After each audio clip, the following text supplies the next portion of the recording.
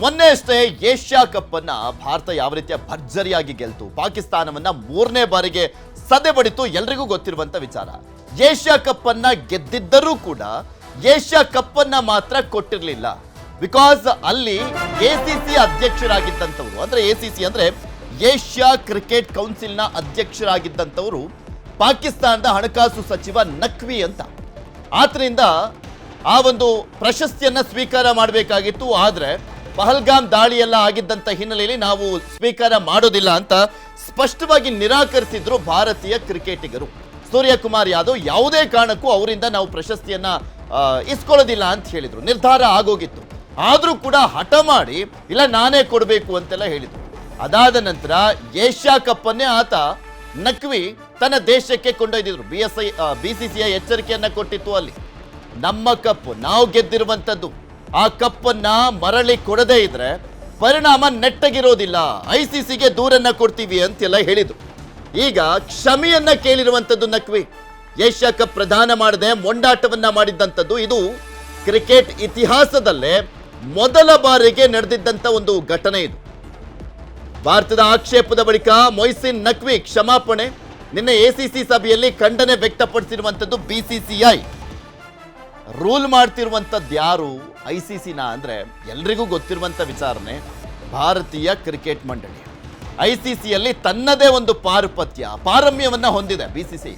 ಅಂಥದ್ರಲ್ಲಿ ಬಿಸಿಸಿಐ ಮುಂದೆನೆ ನಖರ ಮಾಡಕ್ ಬಂದ್ರೆ ಬಿಡ್ತಾರ?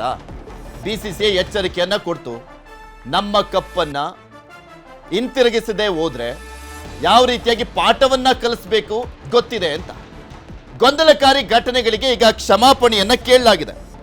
ಯಾಕೆಂದ್ರೆ ಟೂರ್ನಿಮೆಂಟ್ ಆರಂಭ ಆಗ್ಲಿಕ್ಕೂ ಮುಂಚೆನೆ ಭಾರತೀಯ ಕ್ರಿಕೆಟ್ ಮಂಡಳಿ, ಭಾರತೀಯ ಕ್ರಿಕೆಟಿಗರು ನಿರ್ಧಾರವನ್ನ ಮಾಡಿದ್ರು.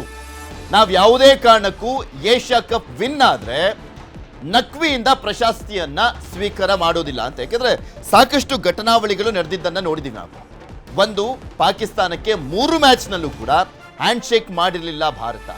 ನೋ ಹ್ಯಾಂಡ್ ಶೇಕ್, ಅದು ಕೂಡ ದೊಡ್ಡ ಮಟ್ಟದಲ್ಲಿ ಚರ್ಚೆ ಆಗ್ತಾ ಇತ್ತು. ಅದಾದ ಬಳಿಕ ಕಪ್ಪನ್ನ ಗೆದ್ದ ನಂತರ ಪ್ರಶಸ್ತಿಯನ್ನ ಯಾವಾಗಲೂ ಕೂಡ ಯಾರು ಎಸಿಸಿ ಚೇರ್ಮನ್ ಇರ್ತಾರೆ, ಈಗ ಐಸಿಸಿ ಕಪ್ಗಳಲ್ಲಿ ಐಸಿಸಿ ಚೇರ್ಮನ್ ಯಾರು ಇರ್ತಾರೆ ಅವ್ರು ಕೊಡ್ತಾರೆ. ಎಸಿಸಿ ಚೇರ್ಮನ್ ಯಾರು? ಏಷ್ಯಾ ಕಪ್ ನಡೀತಾ ಇದ್ದಂಥ ಹಿನ್ನೆಲೆಯಲ್ಲಿ ಏಷ್ಯಾ ಕಪ್ ಕ್ರಿಕೆಟ್ ಕೌನ್ಸಿಲ್ನ ಅಧ್ಯಕ್ಷರಾಗಿದ್ದಂಥವರು ಮೊಯ್ಸಿನ್ ನಖ್ವಿ, ಅವ್ರು ಕೊಡಬೇಕಾಗಿತ್ತು. ಆದರೆ ನಾವು ಸ್ವೀಕಾರ ಮಾಡೋದಿಲ್ಲ ಅಂತ ಹೇಳಿದಂಥ ಹಿನ್ನೆಲೆಯಲ್ಲಿ ಆಪ್ಷನ್ಸ್ ಇತ್ತು, ಬೇರೆಯವರ ಕಡೆಯಿಂದ ಕಪ್ಪನ್ನು ಕೊಡಿಸಬಹುದಿತ್ತು.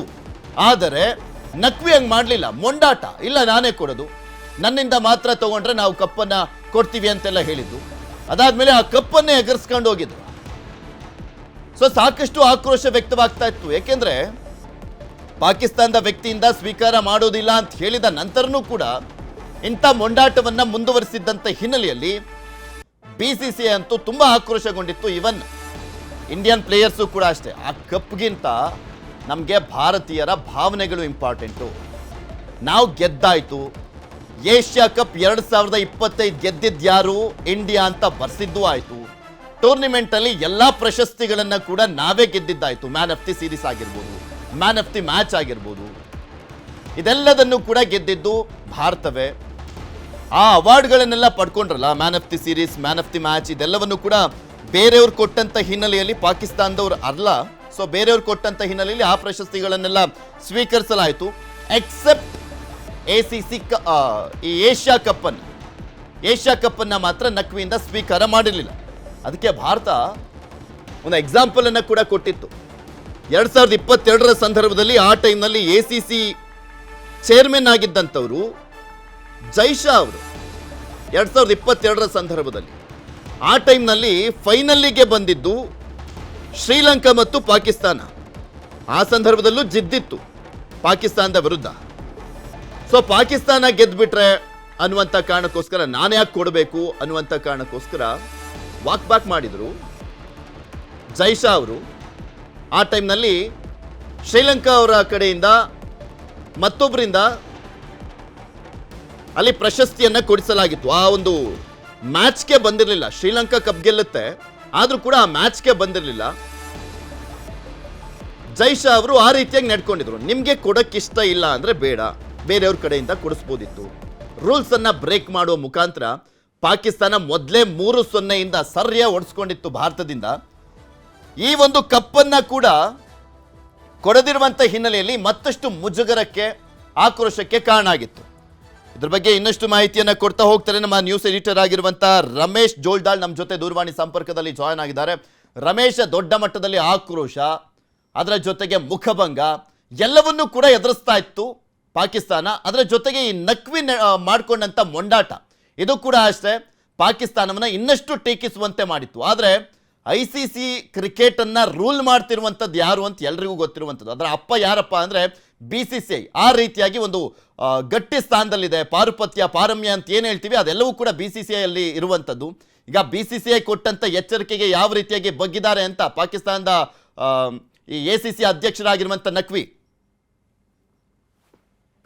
ಪೃಥ್ವಿ, ನಿಜಕ್ಕೂ ಏನು ಪೆಹಲ್ಗಾಮ್ ಅಟ್ಯಾಕ್ ಆದ್ಮೇಲೆ ಇಂಡಿಯಾ ಮತ್ತೆ ಪಾಕಿಸ್ತಾನ ನಡುವೆ ಕ್ರಿಕೆಟೇ ಆಡಬಾರ್ದು ಅಂತಕ್ಕಂಥದ್ದು ಬಹುತೇಕ ಭಾರತೀಯರ ಕ್ರಿಕೆಟ್ ಅಭಿಮಾನಿಗಳು ಹೇಳ್ತಾ ಇದ್ರು. ಅಂದ್ರೆ ಪಾಕಿಸ್ತಾನ ಒಂದು ರೀತಿ ಏನು ಭಯೋತ್ಪಾದಕ ರಾಷ್ಟ್ರ, ಉಗ್ರರನ್ನ ಟ್ರೈನ್ ಅಪ್ ಮಾಡ್ತಾ ಇದೆ, ನಮ್ಮ ದೇಶದ ದಾಳಿ ಮಾಡ್ತಾ ಇದೆ, ಅಂತವ್ರ ಜೊತೆ ನಾವು ಯಾವ ರೀತಿ ನಾವು ಕ್ರಿಕೆಟ್ ಆಡ್ಲೇಬಾರ್ದು ಅಂತಕ್ಕಂಥದ್ದು ಇಡೀ ದೇಶದಲ್ಲಿ ಸುಮಾರು ಕ್ರಿಕೆಟ್ ಅಭಿಮಾನಿಗಳು ಮತ್ತೆ ಚಿಂತಕರೇನು ವಿರೋಧ ಮಾಡ್ತಾ ಇದ್ರಿ. ಇಂಥ ಟೈಮಲ್ಲಿ ಕ್ರಿಕೆಟ್ನ ಒಂದು ಸ್ಪೋರ್ಟಿವ್ ಆಗಿ ತಗೋಬೇಕು, ನಾವು ಅದು ಸ್ನೇಹಾತ್ಮಕವಾಗಿರ್ಬೇಕು ಅನ್ನೋ ಕಾರಣಕ್ಕೆ ಏನೋ ಆಟ ಆಡ್ತಾ ಇದ್ವಿ. ಆದ್ರೆ ಮೊನ್ನೆ ಎಲ್ಲೋ ನಕ್ವಿ ನಡ್ಕೊಂಡಿದ್ದು ನೀವು ಹೇಳ್ದಂಗೆ ಆಗ್ಲೇ ಇದಕ್ಕೊಂದ್ ರೀತಿ ಮೊಂಡಾಟ ಮತ್ತೆ ಒಂದ್ ರೀತಿ ಬಂಡತನ. ಅದೇನು ಟ್ರೋಫಿ ತಗೊಳಲ್ಲ ಅಂದಾಗ ಅಲ್ಲಿಟ್ಟು ಆಯ್ತು ನೀವು ಏನಾದ್ರು ಮಾಡ್ಕೊಳ್ಳಿ, ಟ್ರೋಫಿ ತಗೊಳಕ್ ಬಂದಿದ್ದೆ, ತಗೊಂಡಿಲ್ಲ ಅಂದಾಗ ನಿಮ್ ಕೈಲಿ ನಾವು ತಗೊಳಕ್ ರೆಡಿ ಇಲ್ಲ ಅಂದಾಗ ಟ್ರೋಫಿ ಅಲ್ಲಿಟ್ಟು ಹೋಗ್ಬಿಟ್ಟಿದ್ರೆ ಅದು ಮುಂದೆ ಬೇರೆ ಯಾರಾದ್ರೂ ಬಂದವರು ಟ್ರೋಫಿ ಕೊಡೋರು, ಅಲ್ಲಿಗೆ ಅದು ವಿವಾದ ಮುಗ್ದೋಗಿತ್ತು. ಆದ್ರೆ ಟ್ರೋಫಿನ ಎತ್ಕೊಂಡು ಹೋಗಿದ್ದು ನಿಜಕ್ಕೂ ಒಂದ್ ರೀತಿ ಏನಂದ್ರೆ ಟ್ರೋಫಿ ಚೋರ್ ಅಂತಾನೆ ಇಡೀ ದೊಡ್ಡ ಏನೋ ಟ್ರೋಲ್ ಆಗ್ತಾ ಇತ್ತು, ಚರ್ಚೆ ಆಗ್ತಿತ್ತು ವಿಶ್ವ ಮಟ್ಟದಲ್ಲಿ, ಜಾಗತಿಕ ಕ್ರಿಕೆಟ್ ಮಟ್ಟದಲ್ಲಿ. ಇದೊಂದ್ ರೀತಿ ಪಾಕಿಸ್ತಾನಕ್ಕೆ ದೊಡ್ಡ ಬ್ಲಾಕ್ ಮಾರ್ಕ್ ಆಗಿತ್ತು. ಸೊ ಪಾಕಿಸ್ತಾನ ಎಷ್ಟರ ಮಟ್ಟಿಗೆ ಮುಜುಗರ ಅಂದ್ರೆ ದುಬೈ ಪೊಲೀಸರಿಗೆ ಕಪ್ಪನ್ನ ಕತ್ಕೊಂಡು ಹೋಗಿದ್ದಾರೆ ಅನ್ನೋ ಲೆವೆಲ್ ಕಂಪ್ಲೇಂಟ್ ಕೊಡೋ ಮಟ್ಟಕ್ಕೆ ಬಂದಿತ್ತು. ದುಬೈ ಪೊಲೀಸರು ಏನಾದ್ರು ಈ ಏನೋ ಪಾಕಿಸ್ತಾನ ಮಿನಿಸ್ಟ್ರು ಕಪ್ಪನ್ನ ಕತ್ಕೊಂಡು ಹೋಗಿದ್ರೆ ಅಂತ ಏನಾದ್ರು ಯಾರು ಕಂಪ್ಲೇಂಟ್ ಕೊಟ್ಟು ಅದು ರಿಜಿಸ್ಟರ್ ಆಗಿ FIR ಆಗಿದ್ರೆ ನಿಜಕ್ಕೂ ಇನ್ನೊಂದು ದೊಡ್ಡ ಏನೋ ಕಳ್ಳತನದ ಕೇಸೇ ಆಗಿ ಹೋಗ್ತಿತ್ತು. ಈ ಮುಂದೆ ನೆಕ್ಸ್ಟ್ ಏನಾಗ್ಬಹುದು ಅನ್ನೋದನ್ನ ಅರ್ಸ್ಕೊಂತ ಪಾಕಿಸ್ತಾನ ಸಚಿವರು ಈಗ ಕ್ಷಮೆ ಕೇಳ್ತಕ್ಕಂಥದ್ದು. ಹಾಗಾಗಿ ಇದು ಭಾರತಕ್ಕೆ ಒಂದ್ ರೀತಿ ಏನು ಇರುಸುಮುರುಸು ಆಗಿತ್ತು, ಅದು ಇಲ್ಲಿ ಇದನ್ನ ತೇಪೆ ಹಚ್ಚುವಂತ ಕೆಲಸ ಮಾಡ್ತಿದ್ರೆ. ಮತ್ತೆ ಒಂದ್ ರೀತಿ ಅವರಿಗೆಲ್ಲ ಭಯ ಇದೆ. ಅಂದ್ರೆ ಈಗ ಆಲ್ರೆಡಿ ಮುಕ್ಕಾಲ್ ಭಾಗ ಮರ್ಯಾದೆ ಹೋಗ್ಬಿಟ್ಟಿದೆ. ಇನ್ನೊಂದಿಷ್ಟು FIR ಆಗಿ ಪೊಲೀಸ್ ವಿಚಾರಣೆ ಕರೆದ್ಬಿಟ್ಟು ಅದೇನಾದ್ರೂ ಕೇಸ್ ಆದ್ರೆ ಇನ್ನಷ್ಟು ಮರ್ಯಾದೆ ಹೋಗುತ್ತಾ ಚಾನ್ಸ್ ಇತ್ತು. ಒಬ್ಬ ಮಿನಿಸ್ಟ್ರು ಮತ್ತೆ ಕ್ರಿಕೆಟ್ ಬೋರ್ಡ್ ಅಧ್ಯಕ್ಷರು, ಸೊ ಇವರು ಕಪ್ಪನ್ನ ಕತ್ಕೊಂಡು ಹೋದ್ರು ಅಂತ ಏನಾದ್ರು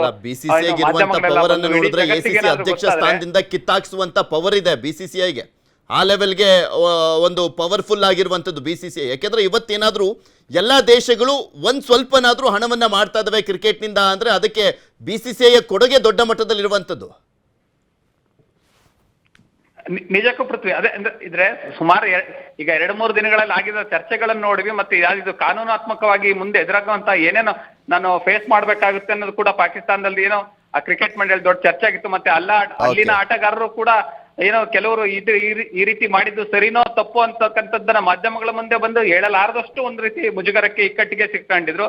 ಇಂಥ ಸಂದರ್ಭದಲ್ಲಿ ಬೇರೆ ದಾರಿ ಇಲ್ಲ, ಅನಿವಾರ್ಯ ಅಂತ ಪಾಕಿಸ್ತಾನಕ್ಕೆ. ಹಾಗಾಗಿ ಏನೋ ಅವರು ಸಾರಿ ಕೇಳುವಂತ ಪ್ರಯತ್ನ ಮಾಡಿದ್ದಾರೆ. ಬರೀ ಸಾರಿ ಕೇಳಿದ್ರೆ ಅಷ್ಟೇ ಅಲ್ಲ, ಯಾವ ಸ್ಟೇಡಿಯಂ ಅಲ್ಲಿ ಇದು ಈಗ ಸಾರಿ ಕೇಳಿರುವಂತ ಹಿನ್ನೆಲೆಯಲ್ಲಿ ಈ ಒಂದು ವಿಚಾರವನ್ನ ಇಲ್ಲಿಗೆ ಸಮಾಪ್ತಿ ಮಾಡುತ್ತಾ BCCI ಅಥವಾ ಅದರ ಮುಂದುವರೆದ ಭಾಗವಾಗಿ ಇವರನ್ನ ವಜಾ ಮಾಡಿಸುವಂತ ನಿಟ್ಟಿನಲ್ಲಿ ಆಗ್ರಹ ಮಾಡುತ್ತಾ ಅಂತ.